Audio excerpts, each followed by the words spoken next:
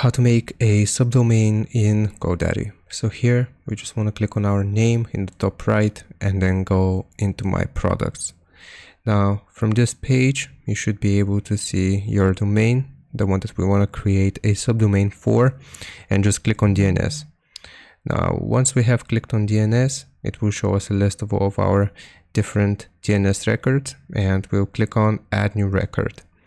Here for the type we want to choose a type, so a records use an IP address to connect your domain to a website. You're also used to create subdomains. Now here you will write your subdomain name. For me that's going to be store, and the value needs to be your IP address. So just paste the IP address right here. And then after we have added the IP address, click on save, and that's how you make a subdomain in GoDaddy. I hope this helps. Leave a like and sub, and I'll see you next time.